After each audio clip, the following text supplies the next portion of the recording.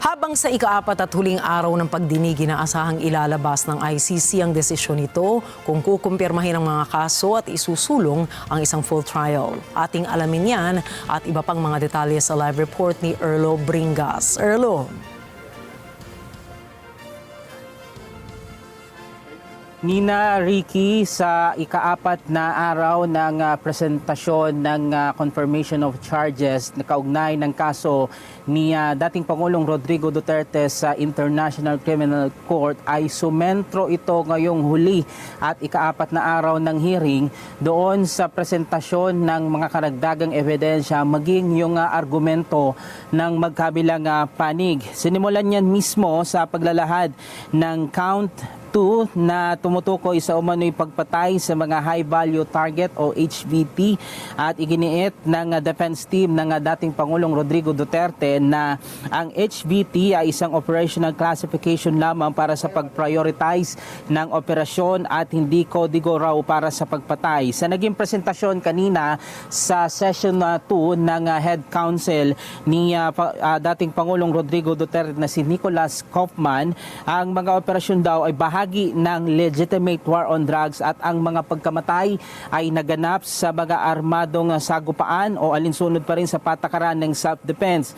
Ipinakita rin ang mga dokumento tulad ng arrest warrants, operational records, firearms recovery reports, maging yung tinatawag na forensic findings at na nila'y nagpapatunay sa lehitimo ang nasabing operasyon. Sa ilang insidente, may mga armas din daw na na-recover at may mga suspect na nahuli ng buhay na patunay umano na hindi indiscriminate ang paggamit ng puwersa.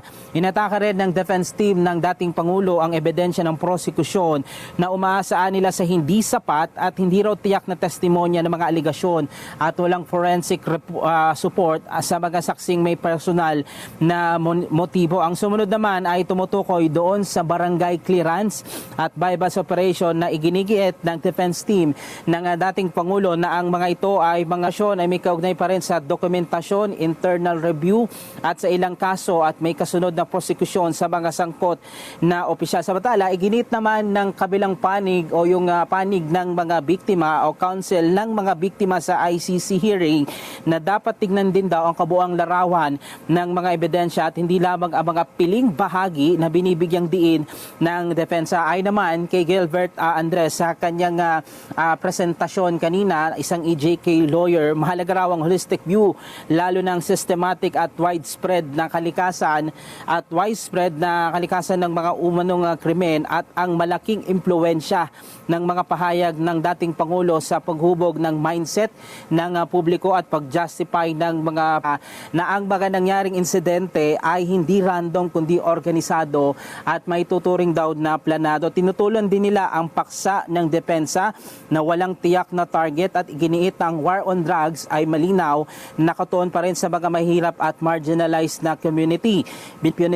At sa kabuuan, iginit din ang panig ng mga biktima na may sapat na batayan para maniwala na ang dating Pangulo ay may pananagutan kaya hiniling nilang kumpirmahin ang mga kaso at ituloy ito sa full trial. Narito ang magkasunod na bahagi ng presentasyon ni Nicholas Kaufman at Gilbert Andres kanina. VT is not a code for an instruction to kill or a witch hunt. It was a prioritization tool within anti-drug operations applied across regions and units on the basis of intelligence assessments, alleged position within drug networks, or inclusion on watch lists. Many HVT operations, in fact, resulted in arrest or surrender, albeit some resulted in fatal encounters. Whatever the President publicly